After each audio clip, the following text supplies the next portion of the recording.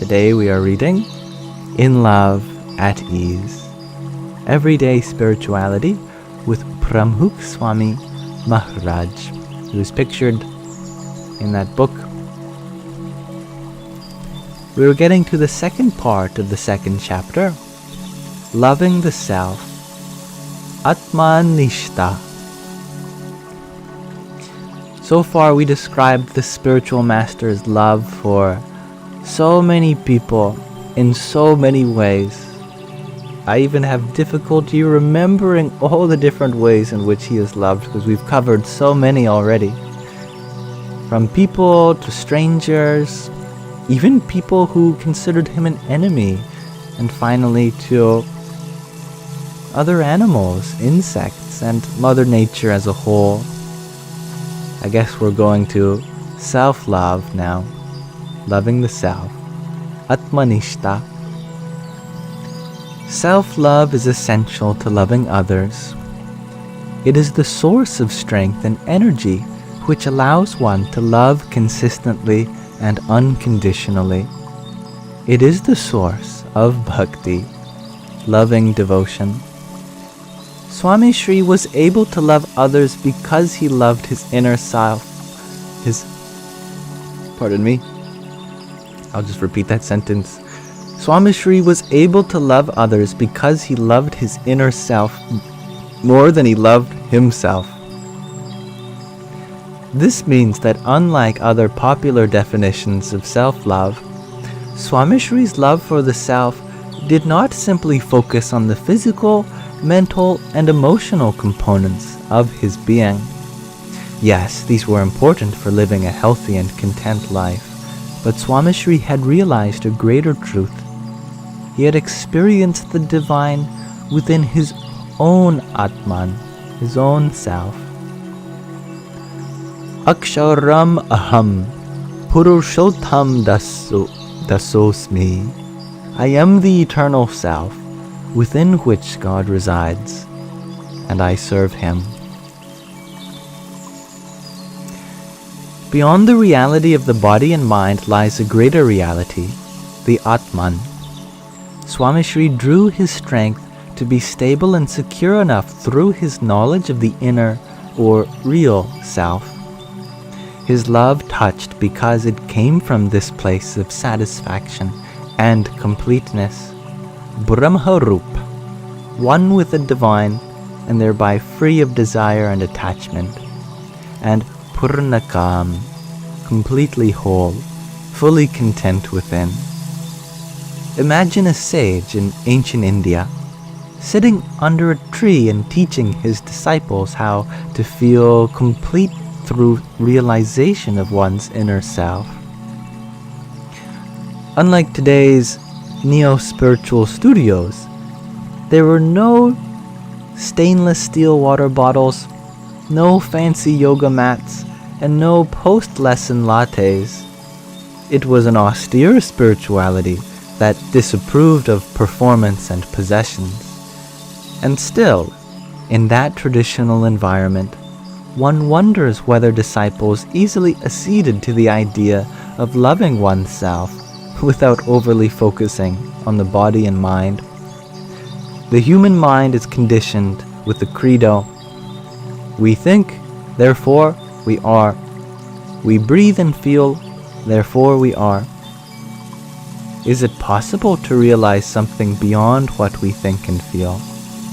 In the Upanishads, seers repeatedly taught their disciples that there is more to one's identity than just the body and mind. There is a self, Atman, which is pervaded by the ultimate truth or divine. It is this self that connects us to each other and the world around us. It is this self that connects us with the divine. In the Srimad Bhagavad Gita, I always have to show it, although this book blends in with the background.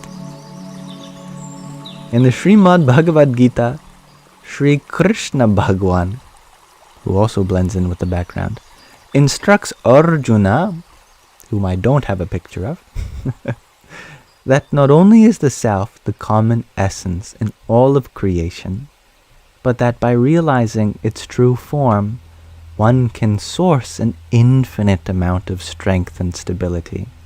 For the Atman cannot be cut, burnt, soaked, or withered. The Atman is eternal and immovable. Realizing its true form is the key to unlocking one's true potential.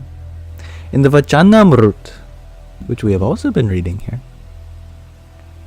the Swaminarayan Sampradaya, the spiritual lineage stemming from the spiritual master known as Swaminarayan, its canonical text, Bhagwan Swaminarayan reminds his disciples that it is only through realizing the self that one can transcend fear and insecurities.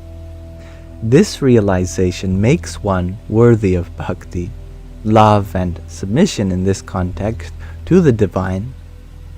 It is through this realization that one feels a sense of purnakam. Little footnote here. Specifically the Srimad Bhagavad Gita 2.23 and the Vachanamrut Gadhada 125, which we have both read before. Gadhada 125 previously on this channel. On YouTube Yamsox Lives, there's the Vachanamrut playlist, as well as on my ASMR channel. I've read all the way through chapter 2 of the Bhagavad Gita, in case one wants to go into more detail. Loving the divine through the self is the only way to gain the endless capacity to truly love others. The following interactions with Swamishri exemplified his bhakti for his self, which enabled him to love others and at once connect with the divine. If the lessons in the first part of this chapter teach the spiritual aspirant how to connect with others, the lessons in this part are focused on how to gain the strength and stability to do so. Swamishri did not deny the reality or minimize the importance of a healthy body and mind.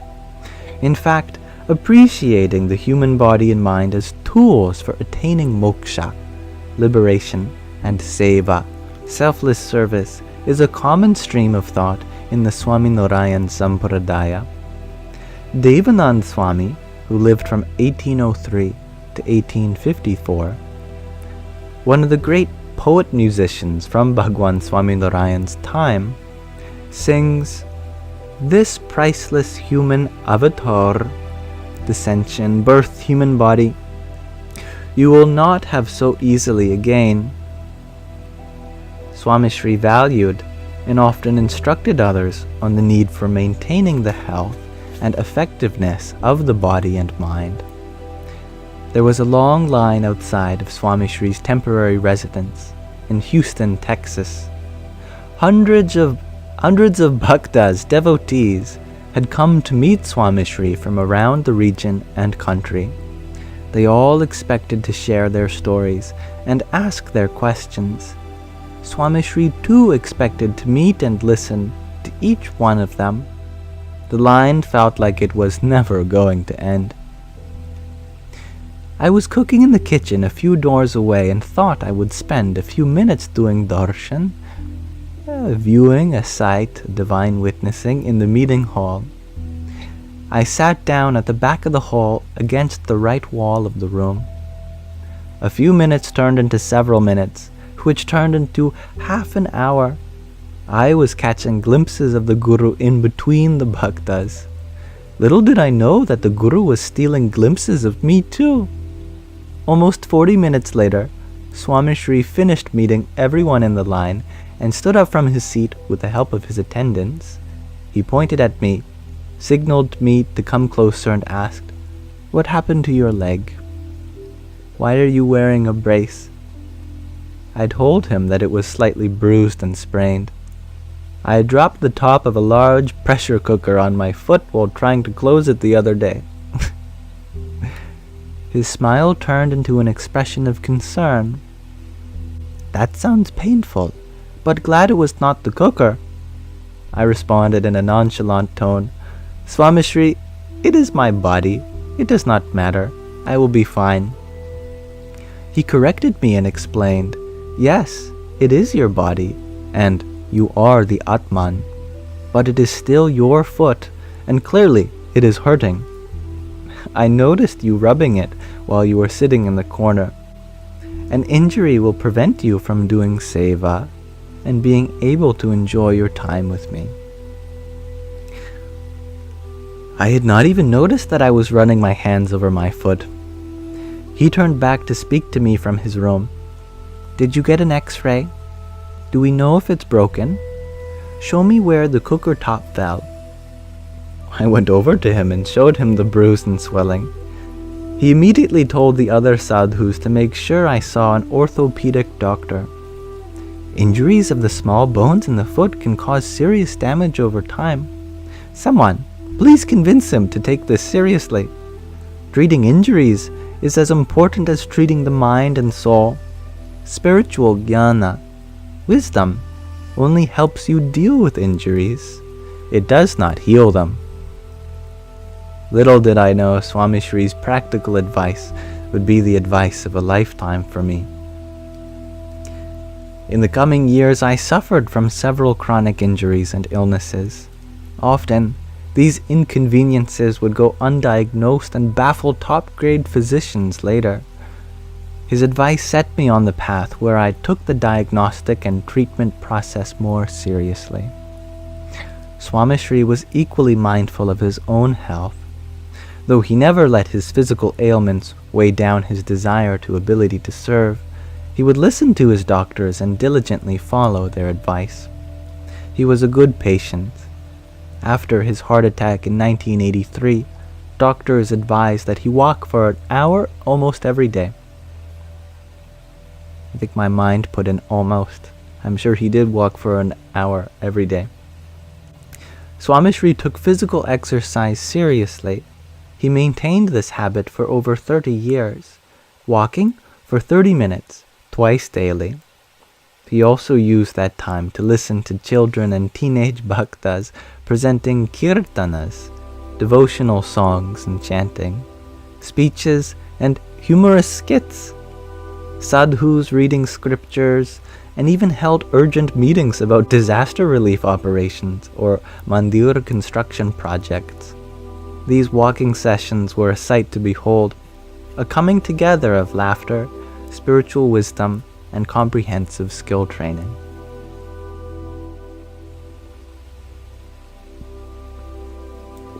And we'll pause our reading of In Love at Ease there for now.